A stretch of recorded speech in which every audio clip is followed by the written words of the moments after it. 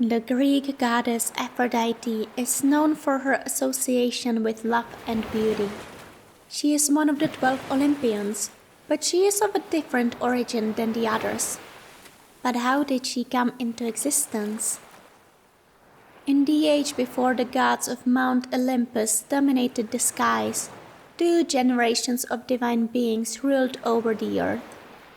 One of them, Uranus, a primordial god, sky and heavens personified. But Uranus was not alone. He shared life with his mother and wife Gaia, earth personified. Gaia conceived Uranus alone, for she is the mother, and together with Uranus, she conceived many more children. Gaia gave birth to 12 Titans, 3 Cyclopses, Argus, Steropes, and Brontes, and 3 Hecatoncheires, the 100-handed ones, the 50-headed brothers of the Cyclops, named Gyges, Briareus, and Cottus. But to this story, one of the Titans is especially important, Cronus, Uranus' youngest son. At the time, Uranus was the sole ruler of the universe, and even though he was a powerful deity, he was not always kind. Uranus could not suffer Gaia's children, ugly and imperfect, the 100-handed ones and the Cyclops. He banished them to Tartarus so they'd never see the light again. Gaia could not bear her children's suffering. She appealed to her children to take action against their father and her husband. Together with her son Cronus, they devised a daring plan. Cronus was long jealous of Uranus' power, and he was filled with resentment.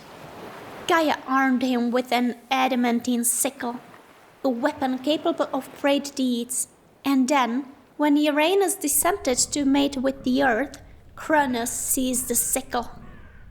He was able to overpower his father and in one effective move, castrate him. By this act, he separated heaven from earth and ended the rule of his father. Cronus casted his father's severed genitals into the sea. As they flew, blood fell onto the land below, impregnating Gaia once more with several offspring. The giants, Erinyes, the goddesses of vengeance, and Meleae, wood nymphs connected to ash trees. In the sea, far away from the land, over time, shape began to take form within the frothy waves. Out came the goddess Aphrodite, graceful, her beauty unparalleled. She stepped onto the shores of either the island of Cythera or the sun-kissed land of Cyprus.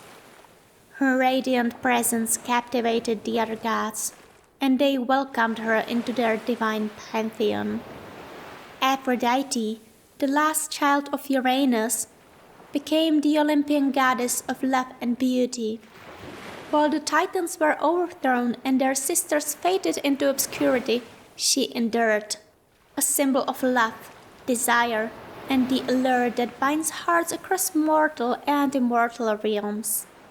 Even her name is similar to Aphros, the ancient Greek name for sea foam. However, this might also be connected to bodily fluids connected to genitals.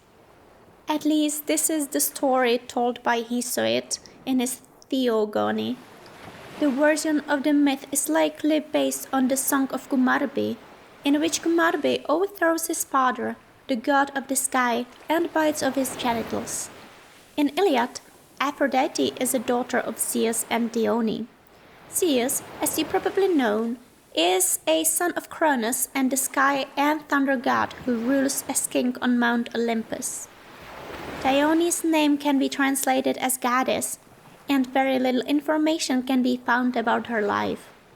In Theogony, by Hesiod, Dione is an ocean nymph. In other myths, she is a 13th Titan. But, regardless of her true origin, Aphrodite remains one of the strongest representations of love and beauty in Greek mythology. And so, dear listener, Whenever you gaze upon the sea's foamy waves or feel the kiss of the salt-laden breezes, remember the birth of Aphrodite, a goddess born from an act of both violence and beauty, forever entwined in the mythic tapestry of ancient Greece.